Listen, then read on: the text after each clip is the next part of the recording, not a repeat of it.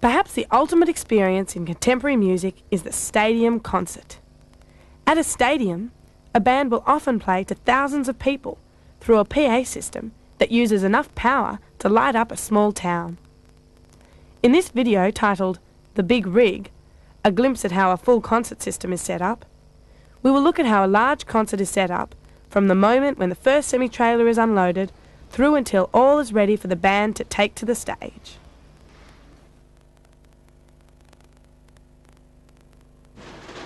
Putting on a full-scale concert requires an enormous amount of planning and organisation. The person responsible for planning the concert is the production manager.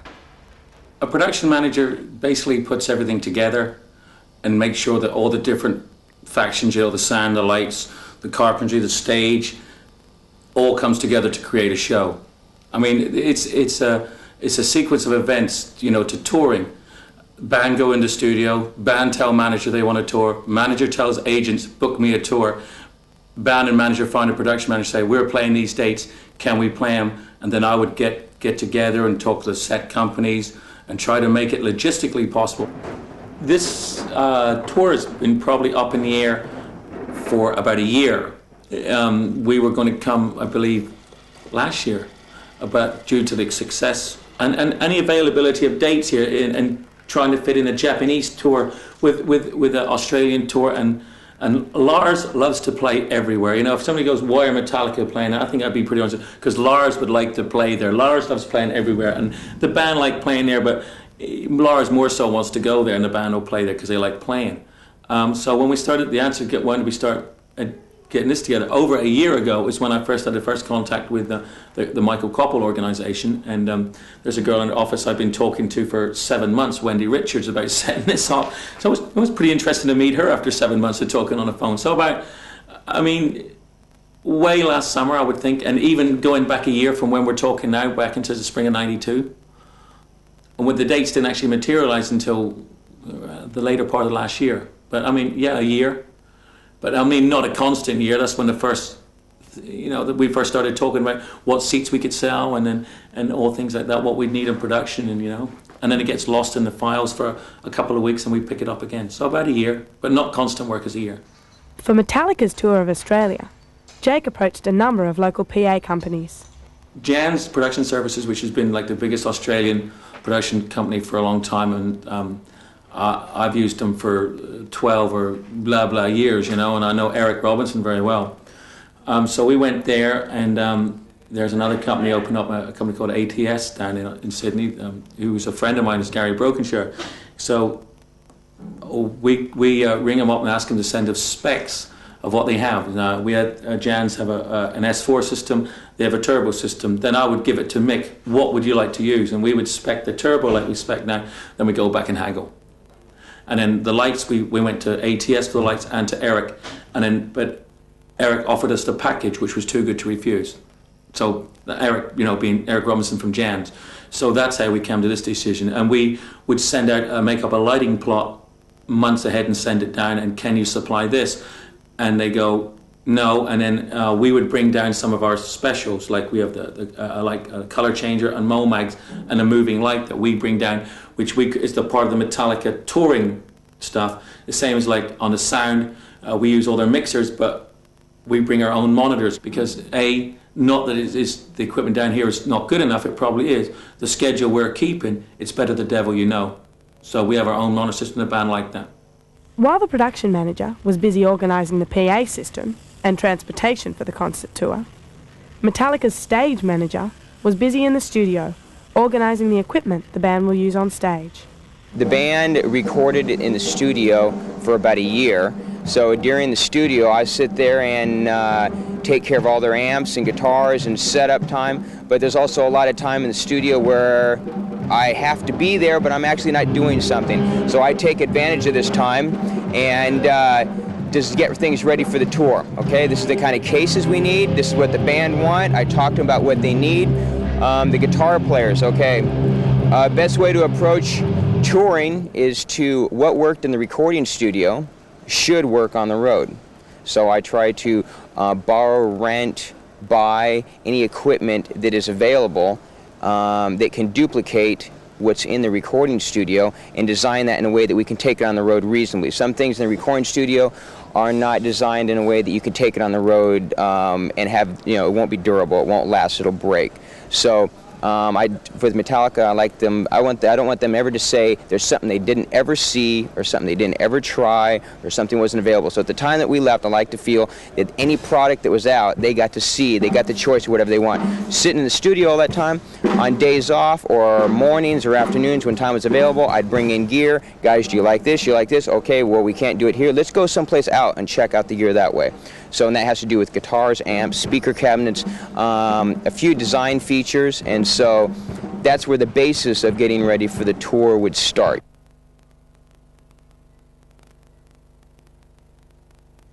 Moving a full-scale concert around the country is no easy task.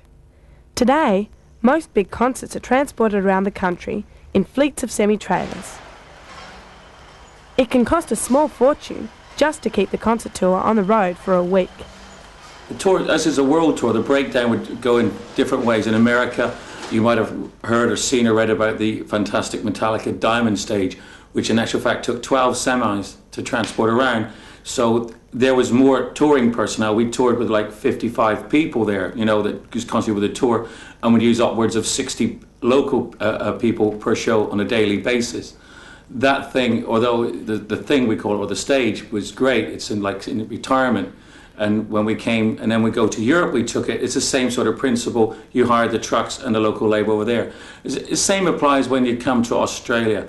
But because of the cost of coming so far away, we decided to go for the Snake Pit, which everybody wanted. You saw what's on the front of the stage, which is an amazing concept created by the band and their management, about kids being in the middle of the stage. So we devised a way of bringing that down to get the idea, but basically playing on a conventional stage, it could be supplied by the building, so to keep our costs down, and, you know, touring, which is what it's all about. It varies, you know, America to Europe, and expenses is not so much down here because the crew's smaller, but I mean, I would hate to put a figure on it, but you wouldn't get a lot of change out of $300,000 in America. A week. That's the whole production band, trucks, buses, the whole work, you know. I mean, so everybody goes, oh man, these guys are making a fortune out here. Metallica guys, and with the same with a lot of heavy metal bands, put a lot of money back into production. They put a lot of money back into the show. I mean, it's very safe to say that a lot of these kids who watch Metallica would come and play if they played on orange boxes, you know, and they just got up there and did anything on the stage, it would go down well. And like I work for a lot of other heavy metal bands, AC/DC, Motley Crue being one or two of them, and it's exactly the same thing. AC/DC could come here and put just down on a stage with a Marshall and play away, but they put money back into their production to give some sort of show. I mean, rock is all theatrical too. So they put money back into the show. And Metallica are great people to work for, and as I saw the others, because there's less, what were the kids like? It's not like, what would our pockets like to see?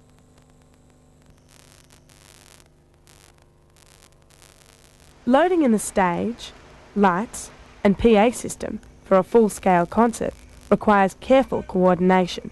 I think it's 24 people here travelling with a crew-wise. That's not including the band party, and we would use upwards of we use 8 pans here, and we would use an average of about 46 local people per day. It varies. We use less on the load in because we have like 6 or 7 hours to set it up. But on the load out, when it's let's get there, like for instance, we're here in Melbourne now, and tonight we have to travel to Adelaide, which you all know is really not easy, so we'll be going hell for leather tonight to get it out, and we'll use 50 tonight.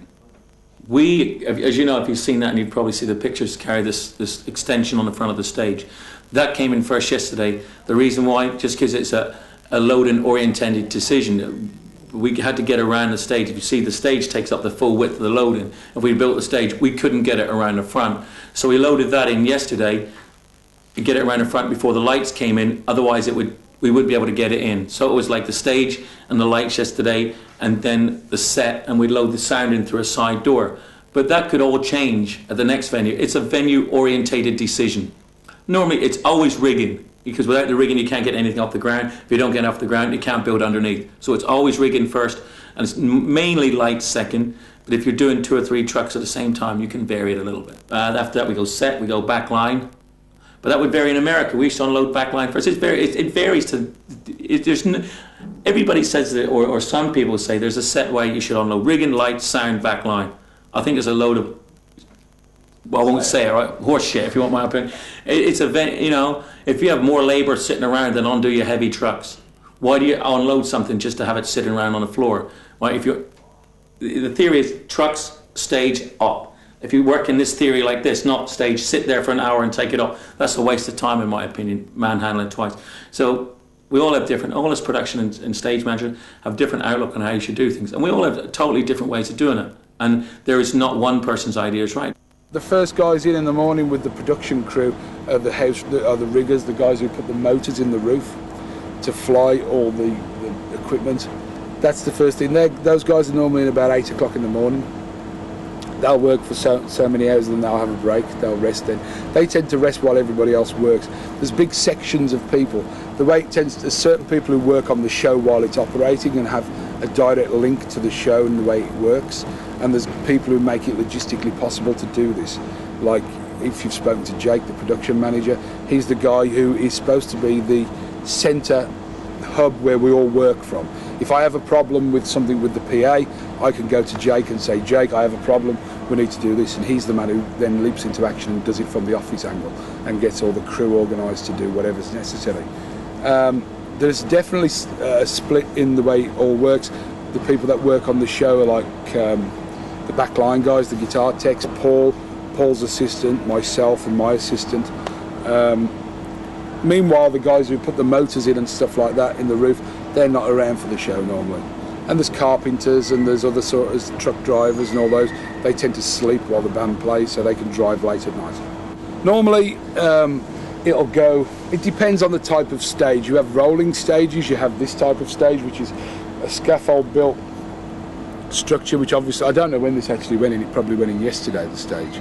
A lot of the times you'll have a rolling stage which you would build at this end of the arena while everybody's flying what goes in the air down there on the motors, and you hoist it up off the floor and you would roll the stage into position so you can actually work on the floor as opposed to having to lift all the equipment onto the stage to be then flown into the air. Normally the lighting system goes up first and then the sound system approximately at the same time, normally a little behind, and then the stage set's constructed and then the backline guys come in and install the guitar amplifiers and the guitar speakers and tune and change strings on guitars. At the same time as they're doing all their tuning and string changing, the PA guys are in miking up the stuff and plugging all that sort of stuff in. And then I'll come in later on and I'll tune the sound system to work in the room, and then I'll make it all work through here so it's audible, hopefully.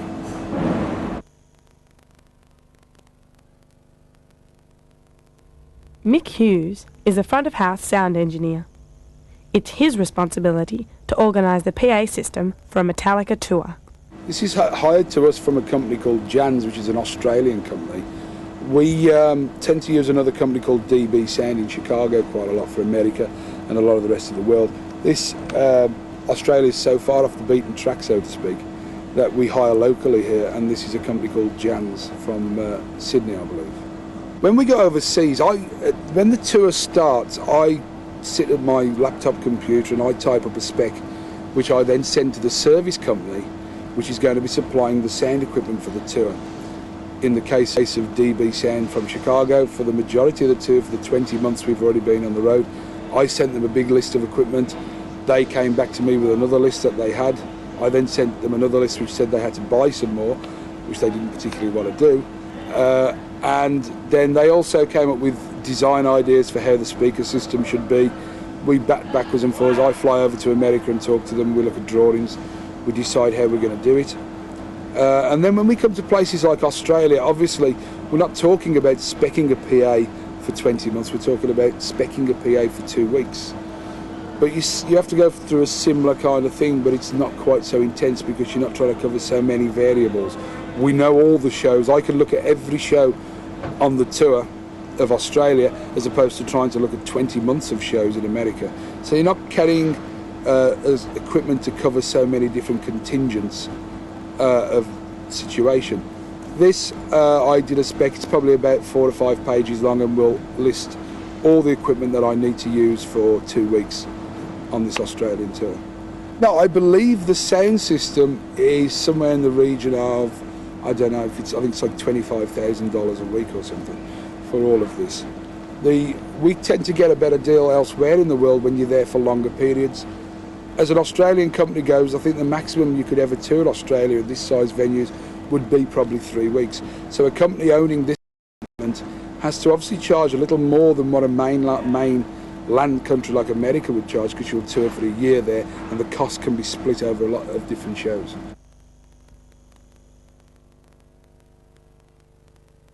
Each band has their own way of presenting themselves on stage. Every band is a pretty set format. I mean, especially on this stage, you like the conventional proscenium stage, as we call it, that Lars is going to be in the centre, and then Kirk is going to be stage left, and Jason and James are going to be stage right. Then we get the stage set and fit in what we can. James is always near, his guitar setup's always near Lars, and Jason's always off stage of James. Kirk is all the way on his own on the other side. So that is it. And then we've always known from Justice tours, I did the Justice tour, and before me on the Masters tour, that the guitar station would be stage right on the PA wing, and the monitor station would be stage left. So it just fills in. You put the stage set up, and then you work it out the first time, and then you try to keep it exactly the same every day, so the band know where to walk off, so they know they don't hit the head because the set's low and they have to duck, know where to go, know where to be. The same with the pyro. It has to be worked out. You know, we went through this very unfortunate experience with James getting burnt. You know, we're all very, very skeptical and very, very nervous of pyro. Oh, and we're not nervous. We have confidence in the pyro person, but we're all aware of it, I should say. So, I mean, the band, you know, we set pyro, and when we have a new stage set, we'll sit down and talk to the band. This is where the flames are, and you don't want to be in this position when this goes off.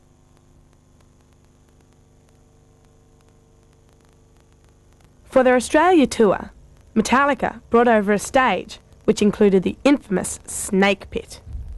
The Snake Pit was the band's idea for getting the audience closer to the band during a concert. The idea with the Snake Pit is the band want to have audience all around them. They want to be able to sell tickets on the front, the sides, the back, and while you're at it, why not put kids in the middle of the stage? So what we do is we've designed the stage in a way that there are no sight line restrictions. There are vocal mic positions everywhere on stage where the guys can face to the front, rear, back, sides, anywhere on stage, and they can play to all the kids. There's not a front of the stage. You know, if you're in the front row, you don't necessarily have the best seat. So while you're at it, why don't we put kids in the middle of the stage? You put kids in the middle of the stage, you can play to kids in the middle and the outside. I think it's a great appearance, a great look for kids outside of the stage to look into the stage and see kids in the middle of the show. It adds a little bit more to the show, it adds more to the band. The band love it. The band love to be able to run around the kids and have the center of the stage full of kids, and anywhere you go, you already got kids 2 feet away from you. So I think it's a great idea, and because Metallica's approach really is to be more in tune with the kids. They don't want to put too much distance between them and the kids. You notice right here that the grill is a certain height right here, but when we go down to the nose, it drops down another foot. The idea is that the band aren't into wanting to be really high above the kids. They want to be down in touch with the kids. We make sure that the barricade is very close to the stage. That's about as close as we can get it with it being safe, so security can walk in out there. They don't want the kids too far away.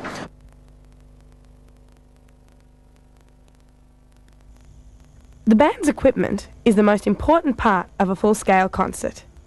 If you don't have instruments, you don't have sound. And if you don't have sound, you don't have a concert.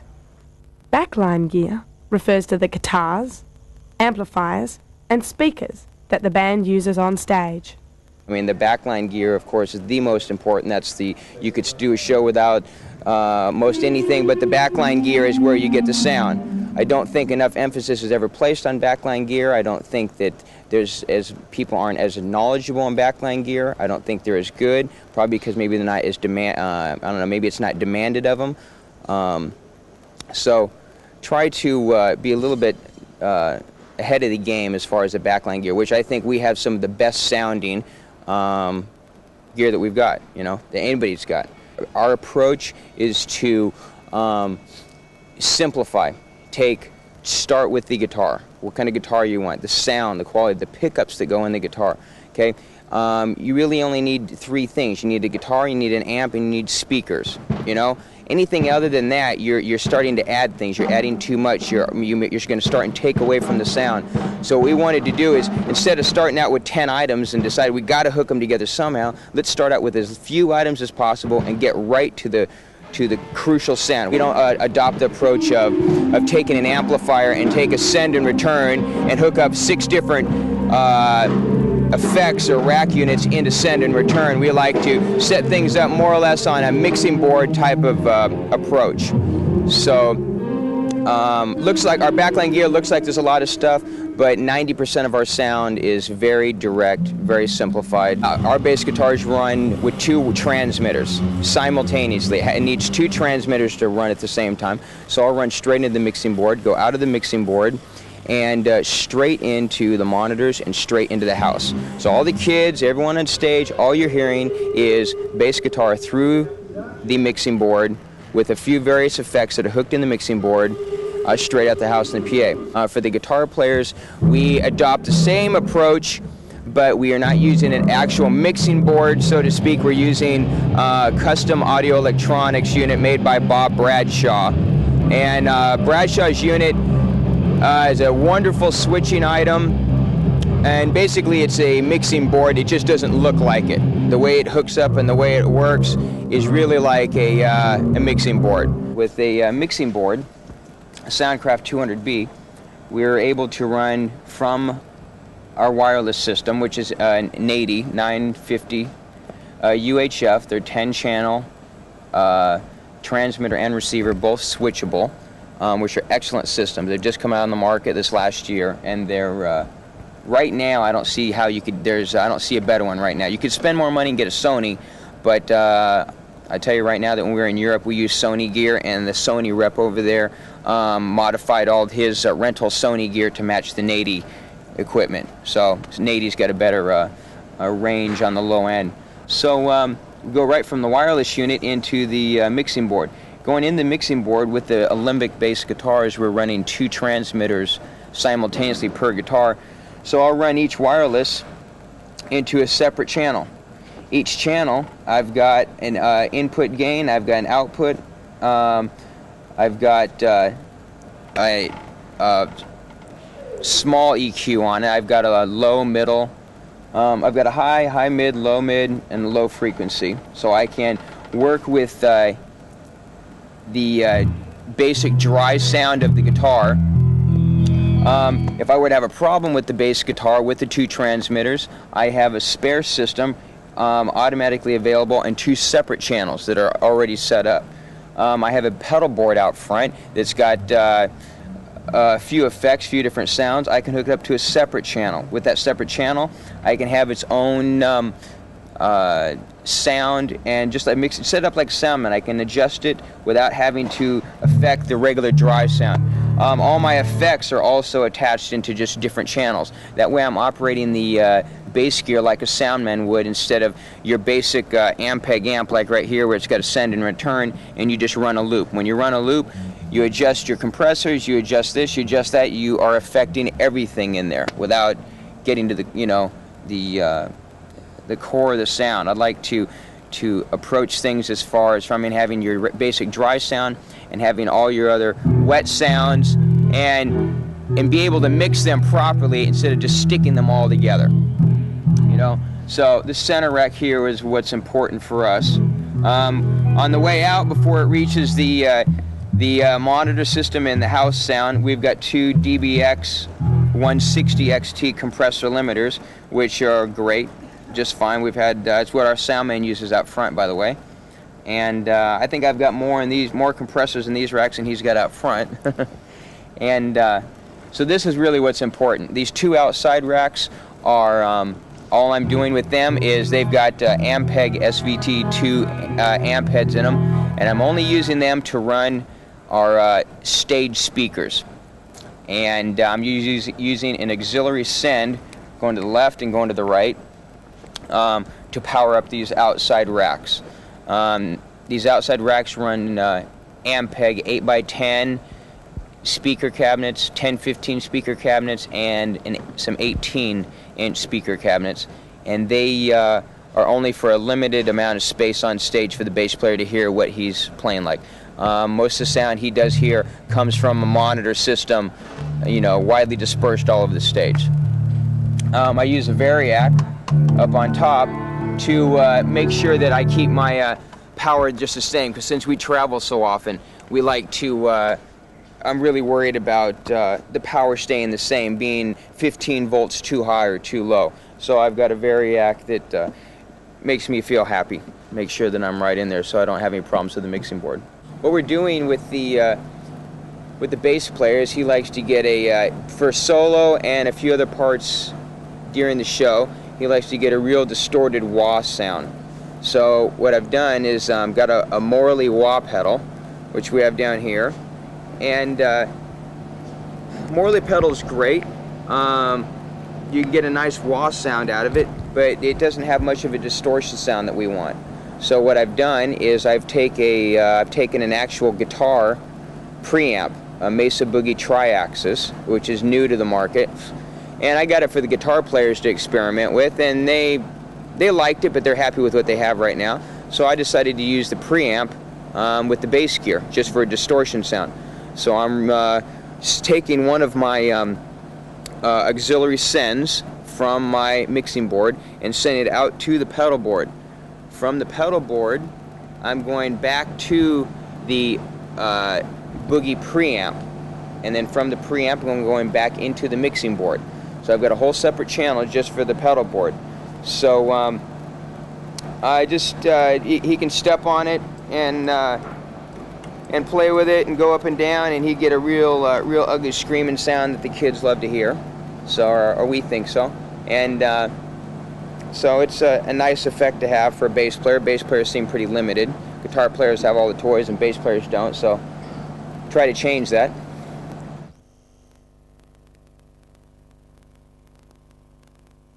Organising a monitor system so that the band members can hear themselves play as they move around such a large stage is no mean feat.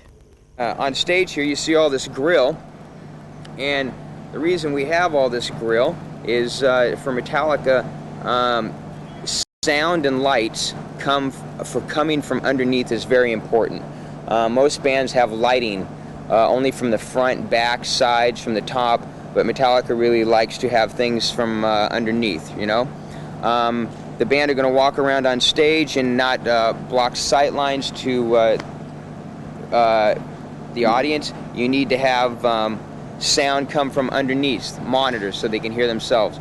On the back of the set, we'll have, this is a support band's gear right here, but back behind the gray scrim area there, we have a line of Ampeg and Marshall speaker cabinets, which the band can hear themselves on stage. But once the band get farther out on stage, onto the wings or down on the front of the nose of the stage, you can't, they can't really hear their backline gear that well, especially when you start to do vocals, or we have got a few instrumentals, acoustic things.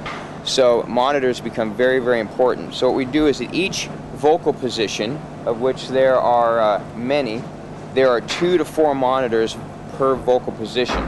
So right here, there'd be 4 monitors underneath, right, just under this position right here. The same goes for down in front, on the sides, on the ends. In the back of the stage, we've got vocal mics up on the left, on the right, and in the middle. Right here we're set up for the support act, so many of our vocal mics are not in position because they won't be using them and we don't want them in their way. But it's very important for our band to be able to not want to stand one place, Well, it only sounds good right here, so I'm only going to play right here. They want to be able to run around, and when the bass player goes over there, he doesn't want to hear the guitar player. He wants to hear himself. But when the guitar player goes over there and sings, he wants to hear his vocals and his guitar, but not the bass. But he also wants to hear some snare. So it's a big job on our monitor engineer to always keep an eye on the band, where they're going, what they're doing, what they're going to need. And that's why being a monitor engineer is a pretty unpopular job. But we have a good one, and he's done a pretty good job at making the band happy. And but on the other end, there's no way you can make a monitor sound like backline gear. You know, there's no way you can make it sound like 4x12 Marshalls or a set of Ampeg gear back there. So that will always be their favorite spot, standing right in front of their gear. But you know, we try to make the sound equal everywhere on stage, which we do a really, really good job. I think most people who come out on our stage are pretty surprised how well they can hear everything everywhere. So that's how we try to do it. The monitor situation on stage is very, very critical. In some instances, more so than the sound out front. If the band can't hear what they're playing, then it's a nightmare all day. They're not happy on stage. If we're not happy on stage, you don't get a good vibe, and it reflects the kids. Front of house monitors, the only thing is I entertain the crowd that has come into the building. Paul, the monitor engineer, has to give the band what they need to hear to be able to perform. As they're running all over the stage, obviously there needs to be guitar. I mean, they can't just play when they can't hear what they're playing, and they need to be able to hear each other so as they can play in time or whatever. So that means that all over the stage there is speakers sunk in the floor, which you've probably already seen, and Paul has to adjust all these different zones. I engineer left and right, which is, there we go, stereo. Paul has to engineer probably 16 different mixes, which covers the entire stage. And that's the fundamental difference. He entertains the band, I entertain the crowd.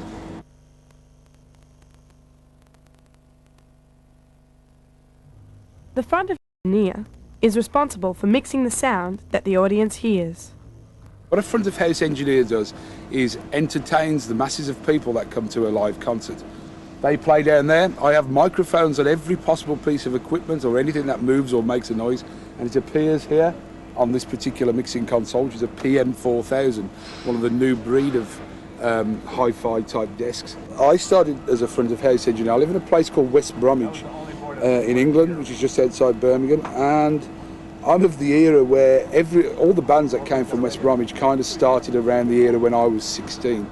That's like Led Zeppelin, Judas Priest, Slade came from Wolverhampton.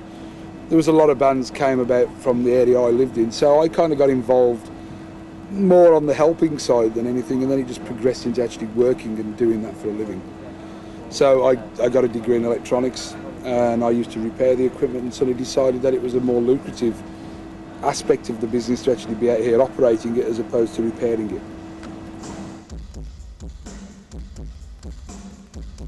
We have a noise-making source on stage, whether it be a vocal or a guitar or a drum or anything like that. And when you plug a microphone on stage, it immediately goes to the splitter, which then splits the signal to both Paul, the monitor engineer, to his other console and to this console. So it splits into like a Y piece.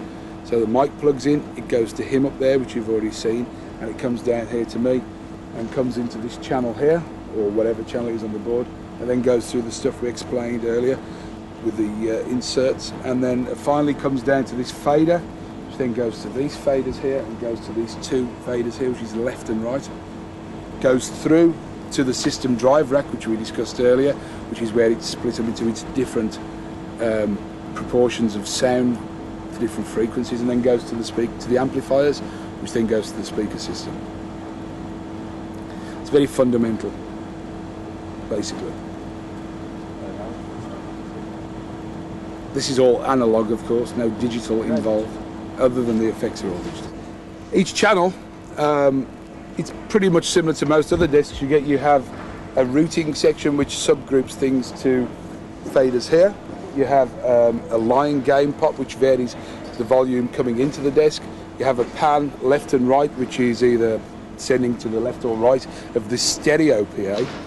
Then you go straight into an EQ section, which is actually tailors each individual microphone sound to the engineer's listening pleasure, so to speak. Everything you tend to do in sound is a grey area. What will sound good to one person may not sound as good to somebody else. You have to try and build a cross-section of everybody's tastes. Comes down into these little grey knobs here, which are auxiliary sends, and send out to a rack, which I have here, which I'll show you in a moment. And this rack contains various sound effects, which I can then put on at my leisure. This is all effect sends as well. You come down, this is the fader. This is what determines the volume that goes to the system. If it's run quite hot, of course, it will be quite loud. If it's down here, it will be quite quiet. We have other various bits of equipment on this desk which are quite a useful feature on the new breeder desks. We have a piece here which are the VCA grouping masters, which is VCA is a voltage controlled amplifier, and this fader here, for instance, is number 1. If I press number 1 on all these channels, the volumes of all those channels will be controlled by this number 1 fader, or number 2 on the channels. So that's quite a nice thing where you can get like all the drum kit on one fader, for instance, bass guitar, tom-toms, guitars, all the vocals, of which I have 13 of them on this particular stage, and it's all controlled by one fader. Here we have a programmable mute section which is mastered here. I can turn all the channels on and off with one button there. So the start of the show, take that button there and we're in business. That basically covers the fundamental part of this desk. Obviously we could go much further depth, but I don't think you really want to do that. Plugged into each one of these channels, you have a various assortment of equipment. On a drum kit, for instance, you have noise gates and compression. I use a lot of noise gates because there's a lot of stage volume which is present, and it cuts down on a lot of the kind of background noise that you encounter. Bass drums and stuff. This is the rack here. Here we have a noise gate. This is a Drama DS201 gate, and each one of these, there's two channels per unit. You can see these operating here at the moment. Will turn off the microphone when it's not in operation, and I can set here on the hold and decay how long the channels, this particular gate will stay open for when a drum or any other sound is played. So if somebody hits a bass drum, I can decide how long the bass drum will sound for, how long the beat is. You make it a very short click of a bass drum, or you can make it a very long full bass drum. This is the hold and this is the decay. This is how long it stays open for. This is how fast it will close. This varies the attack. This is how fast the gate actually opens to allow the sound to pass. This is the threshold. This varies at which point the gate will work. So if you have a lot of ambient noise on stage, you trim this until the gate closes like that, so it's not a passing sound. So it shows red when it's not passing sound. And then when the bass drum is hit on stage and exceeds the volume that you've preset there, the gate will then function and goes to the green light, which is like that, and will indicate that this gate is then passing sound through back to the console, so it comes through the PA and you can hear it. Moving on, this is just playback, tape machine, CD player. This is an equalizer which I actually insert across all the vocal mics. Because we have 13 vocal mics, it would take an awful long time to EQ each one of them, and to try and make them all sound the same, it's a little difficult. So what I do is I put a graphic equalizer across all of them and EQ them all at the same time. And then obviously with a metal band or a hard rock band like Metallica, they tend to shout into microphones, they make lots of spurious sort of loud noises and whatever. So you need I can't move the faders on the console quick enough to turn these volumes down. So we then use these things here, which are called compressors. These are something that you set, once again, you set the threshold, which is the point that they're going to start working at. These will control level. It monitors the input volume, and if this exceeds the threshold point, which is set via the red knob, it will then compress, which pulls back the volume and kind of squashes it to fit the initial output volume that you did set. Not a very good explanation really, but close enough for rock and roll. So that is all the insertable equipment. We have compressors, we have a graphic equalizer, and we have noise gates. Here we have a real-time analyzer. This analyzes sound. What it does is it displays audio or sound or whatever you want to call it visually on a screen. So if you're having a particularly bad day after having a rather late night and you can't hear anything, you can look at this and it gives you a visual display of what is happening in the room. It does a lot of other things. It does things like peak hold, 10-second peak hold, all forever. Is that an optional extra? See, there's the horn we've just heard. 2.5K of pure noise, there we go. So, in fact, if we get John to pip the horn one more time, there it is again. It's quite a broad band, 2.5 to 315. There is, that's the sound we've just heard being displayed on the analyzer. So you can see the whole show actually appearing on here. It does a lot of other things which I'm not going to go into. Basically all you really need to know is that it displays the audio program in the room. DAT machine, digital audio tape, and we use this for playing also intros and stuff during the show and various other sound effects. Metallica don't use very many of these, as many other bands use a lot more. This is an Eventide H3000. It's a multi-effects unit. It will do reverbs, harmonised sounds. It does pretty much anything you want it to do if you can actually program the various buttons to make them do it. I have 2 of those. I'm still trying to work out how to use them. There's an SDE 3000 here, which is an echo machine, which just is a programmable delay unit, so as you can have different repeats. Just below that is another Yamaha effects, a Rev 5. I'm actually using that on the bass drum, which is my own program, which I quite like. There's a Korg, which is this bottom unit here, which is lit up. That's another effect unit, which is a multi sort of processing unit. And this is the Lexicon, which is controlled by this device up here. This is the remote for the Lexicon. This is a studio, widely used studio device. It's 2 reverb machines in one of very good quality. Probably about $18,000 worth, I suppose. As is all of this equipment quite expensive, and you wouldn't want to buy any, so when you go to concerts, please do not throw things at it. This is the thing that drives the PA system. What we have are the equalizers here. These are what they call white equalizers, this company called White, which is why they have knobs. They do make one now with faders, I believe, which are the little sliders, which you can get a more visual picture of how the system's EQ'd. These are a little difficult for that, but they are an incredibly good equalizer, so hence people still use them. Here we have some more compressors, like we said earlier, that we had the ones on the vocals and controlled the level of the vocals. If somebody shouted, it controlled the volume. This does the same with the system. It stops any big spikes that are created either through somebody plugging something in or unplugging something at the wrong time. If there's a large transient appears to the system, these will control that. So this is the crossover again. It splits up the frequencies that go to each speaker contingent. The 18s go up to 63 Hertz. This is the knob here, it says sub. This controls the volume of the sub bass, which is the 18s. That goes up to 63 Hertz. Here we have the low bass, which are 15-inch speakers, which goes up to 250. And it will remain at that until anybody contradicts me. And then so you've got the 15s doing up to 250, you've got the 18s doing up to 63 Hertz, which is quite a real low frequency.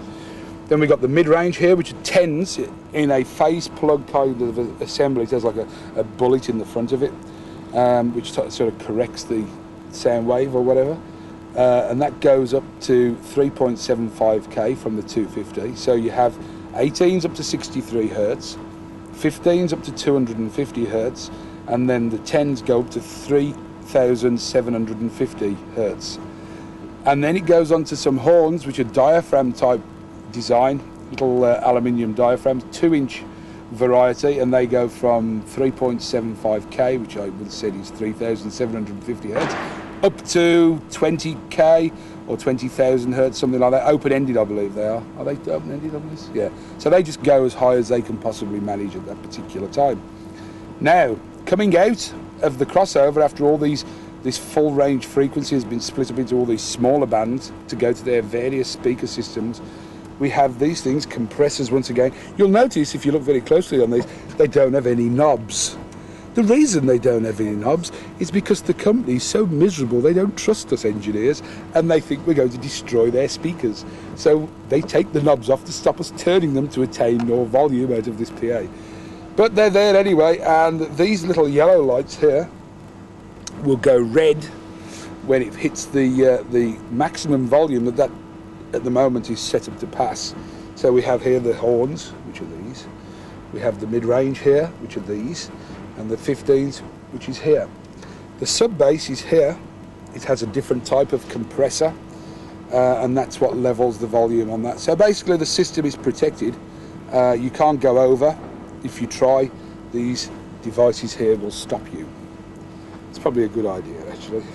This is the system drive. You don't normally have problems with system drive because it's the last step before it goes sort of out to making the speaker system work. You more likely have problems with this sort of stuff becoming unplugged, unprogrammed, crashes its programs or anything like that. But this is something also that you can just turn off and continue the show with. This thing has to be pretty bulletproof in order of the fact that if this goes off, the show stops. Or if a particular portion of this goes off, if for instance if the highs went off, you wouldn't have any clarity in the sound, it would just go to nothing. So really this is pretty much bulletproof. You don't have problems with it. It's more likely to be problems with this, or as we talked about, the noise gates and the compressors on the vocals previous to that. You may notice at a full-scale concert that there are sometimes speakers in the roof and speakers on the floor. There are a number of interesting reasons why some speakers are flown from the roof. As we said before, when I was explaining the crossover system, when the full range signal is split up into small bands, the ones that handle up to 63 Hz, which are the sub-bass, the 18-inch, are all under the stage. The ones above flow are the other ones that handle from 63 up to whatever the horn component will go to, 20k or whatever. The reason they're flown in the air is because when you're in a room of this size, if they were all on the ground, the people right at the very front would have to be blitzed in volume at a ferocious level in order for the people at the back to be able to hear it at all. You have to try and fill the room with sound. You're entertaining more people than just the people who are standing at the front. There's a lot of fans and people who want to watch the concert sit much further back in the room. They've all bought a seat, so they all have a perfect right to hear what's going on. It's easier to get the coverage all round the room of sound if the system is flown in the air like we see here.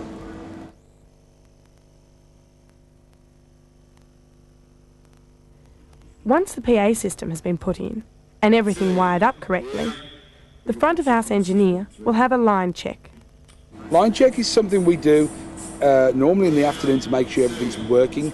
I don't do sound checks with Metallica anymore. We kind of stopped that 4 years ago or so, 5 years ago, because we found that I could deal with it better just with the guys on stage, the crew, the backline crew will come in, they'll play the instruments, they're all pretty competent, and I'll set it up from there. And I know the differences now after working with Metallica for like 8.5 years, that what's going to be different when they play the instruments. So I make allowances for that.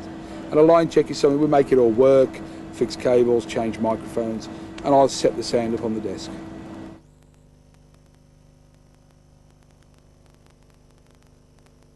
With so much equipment to organise on such a tight schedule, accidents can and do happen. What precautions does the Metallica crew take? We all take care of ourselves, you know. I think as a general rule of thumb that we all want to be safe. I would say, you know, we have electrical guys that would take care of the power problems, you know, and the voltage of microphones and things like that. We have, like myself would be concerned about other little things of safety. The carpenters would make sure there's no rough edges, and we'd take care of the stage. And, you know, the riggers would make sure that everything's on safety. So I think it's everybody takes care of their own thing. I mean, we're a very safety conscious organisation, not just Metallica, rock and roll in general.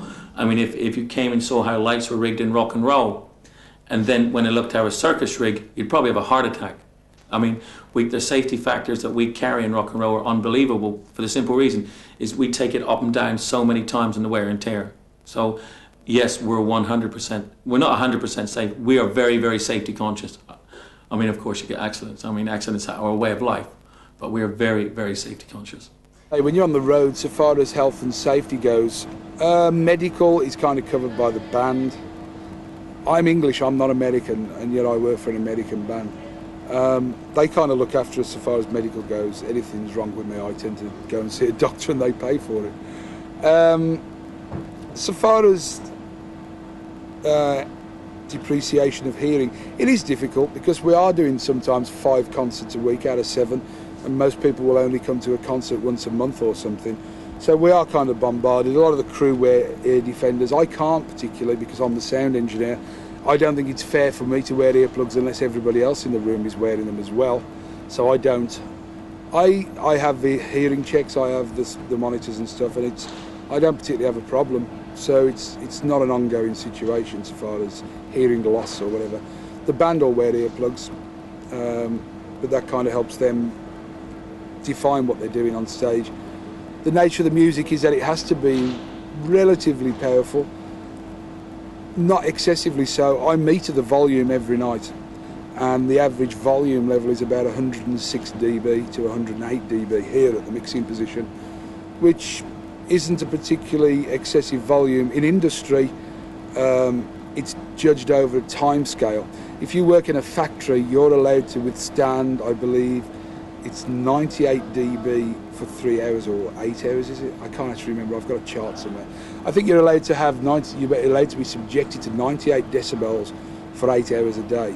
So as the time frame is much smaller, then obviously the amount of dB can be higher than that. So I think probably 106. It's perceived as being louder than what it really is because the nature of the aggressiveness of the music. So people tend to think it's louder than what it really is. But I mean, I'm perfectly welcome. Anybody who wants to come and look at the meter, it's here. They can see it. It's not a problem. With hundreds of thousands of dollars worth of concert equipment being used on this tour, insurance is an important issue for the production team. Well, so far as insurance goes, the company, Jans, the company from Sydney, would carry their own public liability insurance. If this system dropped out the roof and hurt whoever, then obviously their insurance would cover that. I believe Metallica have their own insurance as well, which covers us as employees of the band. During the band's performance, there is a small team of technicians responsible for each member of the band's equipment. These technicians are called a stage crew or backline crew. There's 4 guys in the band. There's 1 person per band member, so there's 4 of us. Actually working during the show, you've got the 4 backline guys, and you'd have a monitor engineer, sound engineer, and lighting guy. That's generally during the show the actual working, truly necessary people during the show. So it's usually 1 person per band member. Since I stay with the band year-round, though, almost everything that they have, or guitars or things like that, I was there before everyone else was, so I either designed or helped design, get it set up. And during the show, you don't want more than 1 person to watch anyways, because even if you're capable of doing more than that, you can't do 2 things at the same time. During a show, it's split second, whether it's something as a drink or as a guitar change. So you got to have your own guy. Anything that happens during a show, you don't want to have to fix anything during a show. That's the most horrible thing, to have something go wrong during a show. The idea is preparation. If you're prepared, anything that you think can go wrong and that you can make so that it won't happen, or if it does happen, you have something standing by that is already turned on, already wired up, already in hand's reach. You'll be glad that if you could set something up for 50 shows and never need it, but that one time that you don't have it, it is worth it if you had it just that one time. So basically, setting up for the show isn't that hard. It's being prepared for a problem. You know, you got to have that spare guitar, you got to have that spare tools, the spare strings, you have that spare amp ready to go, have that spare fuse by your fuse holder, have those spare cables in case you got to wire something in quickly, have that gaffer tape handy. Not always necessary, but we've got like spare speakers on stage and ready 4x12 in case something were going to happen. That generally won't happen though. Just being prepared, you know, have a flashlight. Last night a guy didn't have a flashlight, it burned out. I got a spare, I'll loan it to him. You know what I mean? Things that sound really stupid, but when a band are hot and heavy doing the show, how you treat the band and how they can respond to you. You're the person, you can make, the backline guys can make everyone's life miserable, because if you are not making that individual musician happy on stage, everyone else will have a bad day. You know, if you did not have something right when he wanted it, or when he needed it, or if you didn't hit a cue or an effect change when he wanted it right on, that will affect his performance and how he behaves, and won't make for a good show overall. You know, so making the musician happy is very, very important. And because after all, he's the one that's on stage in front of all those people, and he's the one that will bear the rewards or the embarrassment if something does or doesn't go right. For the production manager, it is also important to be aware that the needs of the band on stage are being met each night. For me, I start to relax in a show around about where it's the Unforgiven, which is the first acoustic. That's the only time when you can get to all 4 members of the band and ask if everything's okay on stage, whether the temperature's good, whether there's air moving and things like that. After that, if it's good, then I feel happy. You know, yeah, it's a good night, the crowd are vibing. And you can pick up a vibe from the band, how it's going. You know, if they come off and go, well, I can't hear my guitar, or I can't hear the vocals, or it's hot, you know, You can pick the vibe up, then you know how the rest of the night's, and then probably then you go, hey, it's going to be a good night. But definitely the first pyro cue, definitely the first talk to the band is, and after that it's relax a little bit. Metallica are a band, let's not be, they're not a pretty band, you know, they like to go out and sweat blood and guts, you know. So I mean, they like the sweaty look and the hot temperatures and getting the kids involved. But the thing for James is air movement, because after 2 years, his throat takes a beating when he sings. It's a full-on show, 2.5 hours, and he's up there a good percentage of the time, and he takes time off for solos. So I mean, he doesn't like to have a lot of cold air blowing around because it affects his throat. So that's where we try to control the temperature, is around there. I've become very good in the art of air conditioning in building. I could write a book about it, I think. Keeping Metallica on the road means that the production team have to overcome a wide range of problems. I mean, there's various things could lead to big problems. I mean, I think that there's a way of looking at shows. A lot of people think that the show happens when the band go on stage, and there's a lot of people who think that the show happens when the crew get in the building and start setting up. The show actually starts to happen when you're loading the trucks at the previous gig before. Like this show happened in Melbourne happened when we were loading in Sydney, and them drivers get in and drive the equipment to Melbourne. But if they don't get to Melbourne, you don't have a show, so the rest of it becomes irrelevant. So the show, in my opinion, always starts. The Melbourne show started in Sydney, the drivers get here. One of the problems you have, an accident on the road with a truck breaking down, power outages, late planes here in Australia could pose a little bit of a problem, and sickness. I mean, that's the major problems could cause, a cancellation of a show. I mean, on Metallica, we've done 260 shows, and we haven't cancelled a single show. There is a motto out there: we will play. And we do play, and we've done some pretty impossible things. Everything the management has cared to throw at us, I think we've done, and we're not going to break that here. We're in '93, so we've been out since '91. So if I get the years wrong, please forgive me. But I think it was in the winter of actually it was just before Christmas of '92 here.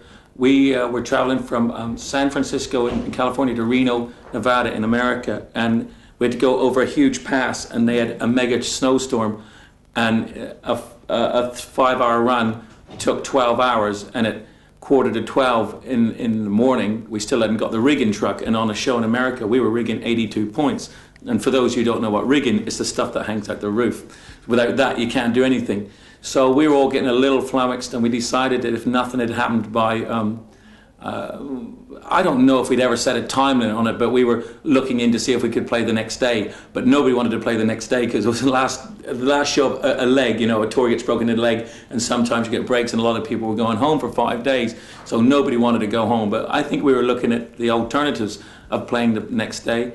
And what time would he cancelled? Probably about 30 minutes. The truck showed up at 11:45. I think at 12:30, 1 o'clock, we'd have blown the show out. So maybe an hour and a quarter, about the closest. That's the closest. And up until then, there's never ever been any question on the Metallica tour of blowing a show out. Problems, they can be wide and varied, from stuff being switched off, half the system going down, mains problems. Normally it's all electrically biased problems more often than not.